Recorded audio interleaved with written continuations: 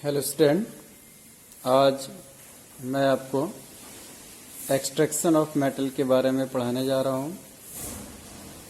Extraction of metals, धातुओं का निष्कर्षण। ठीक है, हिंदी में आप इसको कह सकते हैं धातुओं का निष्कर्षण। धातुओं का निष्कर्षण, इसमें क्या है देखिए,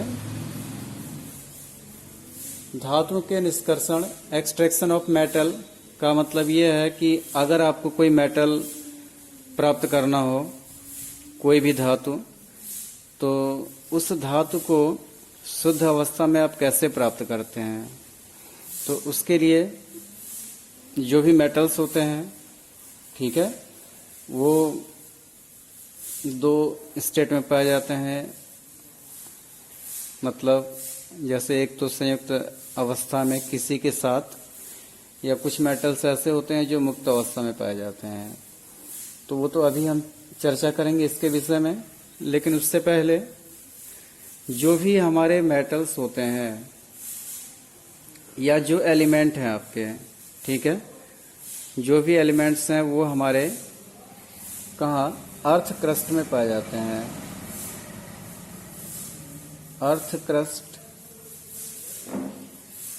मतलब भूगर्भ, ठीक है।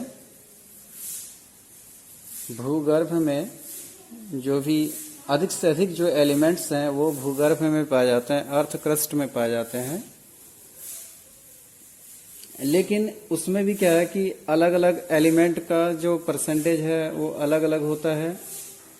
तो अगर हम यहाँ पर कुछ एलिमेंट्स की बात करें, लाइक दिस ऑक्सीजन, ठीक है, तो ऑक्सीजन की जो परसेंटेज होती है 49% होता है। उसके बाद आपका सबसे अधिक मात्रा में सिलिकॉन है, आपका 26% सिलिकॉन होता है। तो ये दोनों के दोनों आपके क्या है, नॉन मेटल्स हैं। तो अब अगर हम मेटल की बात करें तो मेटल की कंडीशन में सबसे अधिक मात्रा में जो मेटल है वो क्या है, आपका एल्यूमिनियम है, 8.2%। प्रकृति में सबसे अधिक मात्रा में पाए जाने वाला जो मेटल होता है वो कौन है, एल्यूमिनियम है, जिसकी परसेंटेज कितनी होती है, 8.2%। इसके अलावा जो आयरन है ये भी पाया जाता है, इसकी मात्रा होती है 4.2%। ऐसे ही आप कैल्शियम कह सकते हो, कैल्शियम आपका होता है 3.2%। सोडियम भी पाया जाता है, सोडियम की मात्रा होती है 2.4%। पोटेशियम भी आपका लगभग अप्रोक्सीमेटली इतना ही होता है, 2.3%। मैग्नीशियम 1.9%। और हाइड्रोजन की मात्रा लगभग 1% होती है। तो ये क्या है, जो भी मेटल्स हैं या नॉन मेटल्स हैं आपके, ठीक है, तो ये सब क्या है, अर्थ क्रस्ट में पाए जाते हैं, जिनकी परसेंटेज आपको मैंने यहाँ बता दी। तो नॉन मेटल की बात अगर करें तो नॉन मेटल में 49% सबसे अधिक ऑक्सीजन पाया जाता है। और अगर मेटल की बात करें तो मेटल में सबसे अधिक जो है 8.2% एल्यूमिनियम प्रकृति में पाई जाती है। ये ध्यान रखिएगा, अक्सर कभी कभी ऐसा क्वेश्चन आता है कि प्रकृति में पाई जाने वाली मुख्य धातु कौन सी होती है, तो वहाँ पर एल्यूमिनियम इसका आंसर आप लोगों को देना होगा। अब धातुओं की उपलब्धता, ठीक है, धातु जो है किस किस रूप में पाए जाते हैं। तो मेटल्स मुख्य रूप से सबसे पहले हम ये कह सकते हैं कि फ्री स्टेट में, ठीक है, पहला आपका हो जाएगा फ्री स्टेट। कुछ मेटल्स ऐसे होते हैं जो फ्री स्टेट में पाए जाते हैं, और कुछ मेटल्स ऐसे होते हैं जो कंबाइंड स्टेट में पाए जाते हैं। कंबाइंड स्टेट, तो फ्री स्टेट का मतलब ये हुआ मुक्त अवस्था, मुक्त अवस्था या संयुक्त या स्वतंत्र अवस्था, और कंबाइंड को आप कह सकते हो संयुक्त अवस्था। कंबाइंड संयुक्त अवस्था हो गई। अब फ्री स्टेट में कौन कौन से मेटल्स आते हैं, ठीक है। तो फ्री स्टेट में जो मेटल्स आते हैं अक्रियाशील होते हैं, जो अक्रियाशील धातुएं जो होती हैं वो मुक्त अवस्था में पाई जाती हैं, ठीक है। और जैसे आपने ये जो है मुक्त अवस्था में पाई जाती हैं, और ये धातुएं जो होती हैं वायुमंडलीय ऑक्सीजन, कार्बन डाइऑक्साइड और H2O आदि से प्रभावित नहीं होती है।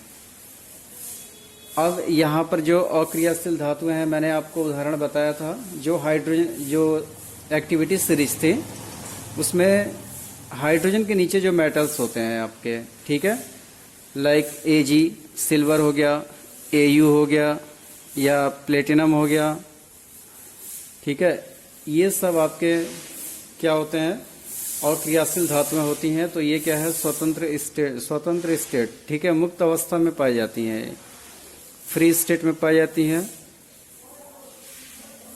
और जो क्रियाशील धातुएं होती हैं, जो आपकी क्रियाशील धातुएं होती हैं, जो क्रियाशील धातु होती है वो किस स्टेट में पाई जाती है, कंबाइंड स्टेट में। जैसे जो आपने टॉप ऑर्डर देखा था, लिथियम हो गया, सोडियम हो गया, पोटेशियम है, ठीक है, इस तरीके से जो भी आपके मेटल्स होते हैं वो क्या होते हैं, क्रियाशील होते हैं और ये कंबाइंड स्टेट में पाए जाते हैं।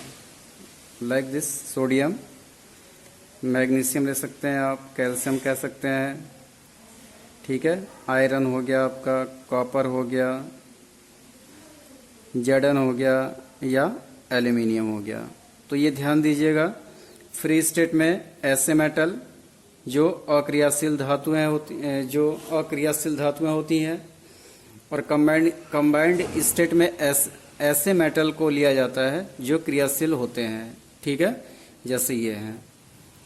तो इनकी पाए जाने की स्टेट है, ये किस किस स्टेट में पाए जाते हैं, तो अक्रियाशील और क्रियाशील, इनको ध्यान में रखिएगा। अब आते हैं आप क्या कुछ टॉपिक हैं इसके एक्सट्रैक्शन में जो काम आएंगे। सबसे पहले हम बात करते हैं मिनरल्स की, क्या होते हैं, ठीक है। मिनरल्स मीन्स खनिज, ठीक है। तो खनिज के लिए आप कह सकते हैं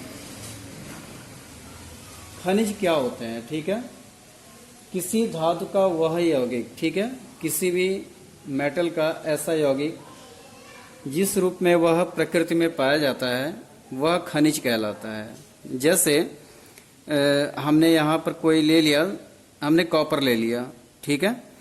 तो कॉपर क्या है, देखो प्रकृति में कई स्टेट में पाया जाता है, ठीक है। जैसे ये जो है CuFeS2 के रूप में भी पाया जाता है, Cu2S के रूप में भी पाया जाता है, Cu2O के रूप में भी पाया जाता है। तो कॉपर आपका कई रूप में पाया जाता है। तो ये तीनों के तीनों इसके क्या हो जाएंगे, खनिज कहलाते हैं, ठीक है। तो ये इसके कुछ खनिज हैं, और खनिज में जो है कुछ अशुद्धियां होती हैं। माना हमें इससे कॉपर प्राप्त करना है, तो हम देख रहे हैं कि CuFeS2 में अगर कॉपर आपको प्राप्त करना है तो आपको आयरन हटाना पड़ेगा यहाँ से, और सल्फर की अशुद्धियां, आयरन और सल्फर की अशुद्धियों को दूर करना पड़ेगा, तब जाकर के आपको शुद्ध कॉपर मिलेगा। तो इसके लिए कई प्रक्रिया से हमें गुजरना पड़ता है। तो अभी हम आगे डिस्कस करेंगे इसके बारे में। तो यहाँ आपका मिनरल्स हो गया, धातुएं जिस रूप में प्रकृति में पाई जाती हैं उनको हम क्या कहते हैं, खनिज कहते हैं। तो ये सब इसके क्या होते हैं, खनिज होते हैं। और जो अशुद्धियां होती हैं, जो इसमें इम्प्योरिटीज होती है, अशुद्धियां होती हैं, उनको हम क्या कहते हैं, यहाँ एक नाम और दे देते हैं, जो अपद्रव्य होते हैं। अपद्रव्य या अशुद्धियां जो होती हैं अयस्कों में जो अशुद्धियों को हम एक नया नाम दे देते हैं यहाँ, क्या, आधात्री। ठीक है, आधात्री या आधात्री को हम मैट्रिक्स भी बोलते हैं। ठीक है, या इसको गैंग भी बोला जाता है। ठीक है, तो अपद्रव्य या अशुद्धियों को आधात्री, मैट्रिक्स या गैंग बोला जाता है। तो अगर गैंग की डेफिनेशन आती है लिखने को आधात्री की, तो आप ये कह सकते हैं कि अयस्क में उपस्थित अपद्रव्य या अशुद्धियों को आधात्री, मैट्रिक्स या गैंग कहते हैं अयस्क में। ठीक है, किसमें, जो अयस्क होता है, अयस्क में उपस्थित।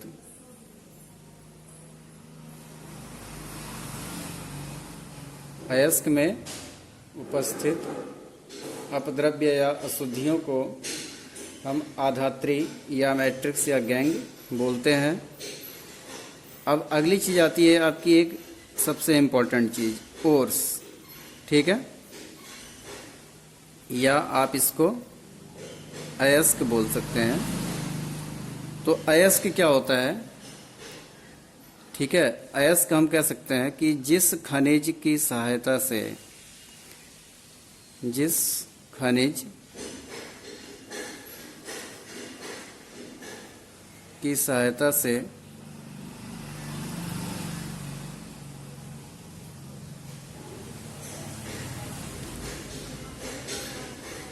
धातु का, जिस खनिज की सहायता से धातु का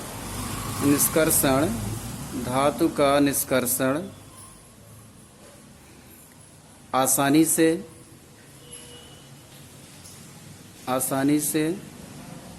तथा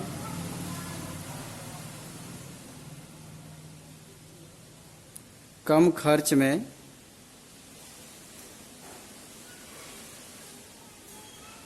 जिस खनिज की सहायता से धातु का निष्कर्षण आसानी से तथा कम खर्च में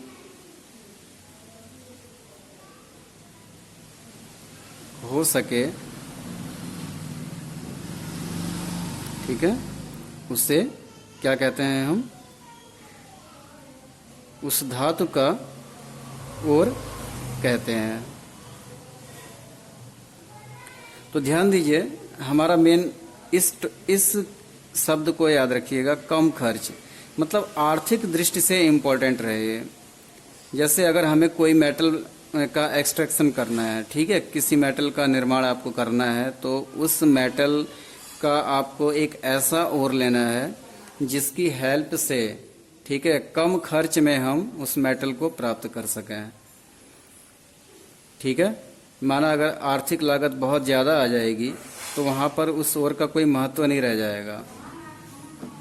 इसलिए यहाँ पर हमारी कोशिश ये होती है, माना यहाँ पर जैसे कॉपर के, देखो यहाँ 3 अयस्क हैं आपके पास, ठीक है, क्यों, ये कॉपर पायराइट है और ये आपका कॉपर ग्लांस हो गया और ये क्यूपराइट है। 3 और हैं, तो ऐसा नहीं कि तीनों से इसका एक्सट्रैक्शन करते हैं, इसका एक्सट्रैक्शन इससे करते हैं, कॉपर पायराइट से, क्योंकि इन दोनों से भी कर सकते हैं लेकिन खर्च इसमें ज़्यादा आता है, इस वजह से इसका एक्सट्रैक्शन इससे किया जाता है, इससे आसानी से हो जाता है और आर्थिक लागत भी इसमें कम आती है। इसलिए ये इसका अयस्क यहाँ पर कहला, इससे आसानी है, तो ये इसका जो मुख्य अयस्क है वो कौन है? CuFeS2 है। तो ध्यान दीजिएगा, वैसे तो कॉपर और भी कई रूपों में पाया जाता है, ठीक है, ऐसा नहीं कि कॉपर केवल इन्हीं रूपों में पाया जाता है। कॉपर के अनेकों कंपाउंड्स होते हैं, लेकिन सभी जो है इसके क्या होते हैं? अयस्क नहीं होते हैं। तो यही एक इसमें कभी कभी आता है क्वेश्चन कि अयस्क और खनिज में क्या अंतर होता है। तो आप यहाँ कह सकते हैं कि सभी अयस्क तो खनिज होते हैं, ठीक है, एक इम्पोर्टेंट इसमें डिफरेंस है।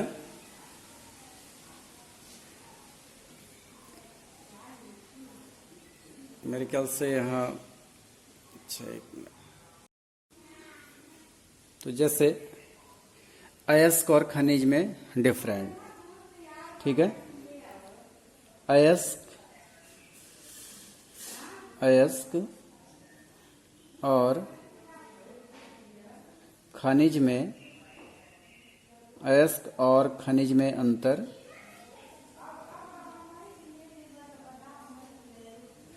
क्या होता है, ठीक है। इन दोनों में डिफरेंस होता है। तो डिफरेंस आपका क्या होता है कि सभी अयस्क खनिज होते हैं, जितने भी अयस्क हैं, ठीक है। वेरी मोस्ट इंपॉर्टेंट,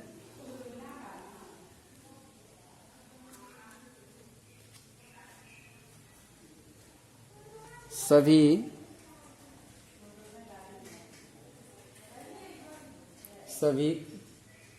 अयस्क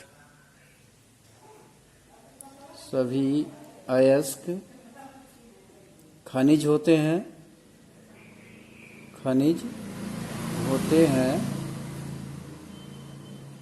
परंतु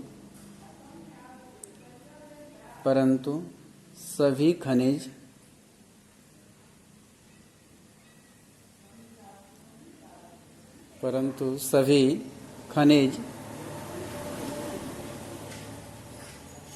अयस्क नहीं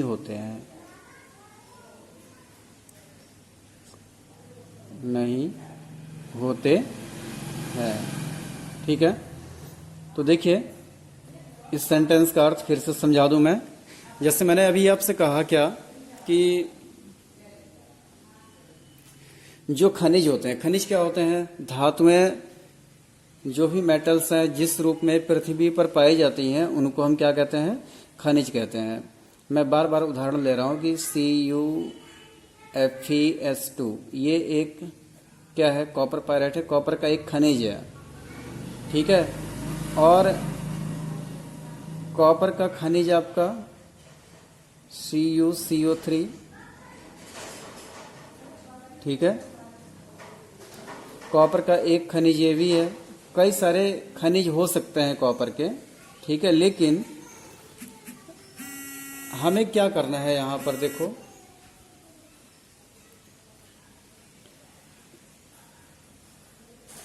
यहां आपको CuFeS2 ये भी खनिज है, ये भी खनिज है, लेकिन सभी अयस्क खनिज होते हैं, परंतु सभी खनिज अयस्क नहीं होते हैं। आप इससे भी एक्सट्रैक्शन कर सकते हैं, इससे भी कर सकते हैं, लेकिन इसमें क्या हो सकता है कि इसमें बहुत ज़्यादा खर्चा आ जाए और ये आसानी से इससे एक्सट्रैक्शन ना हो पाए कॉपर का।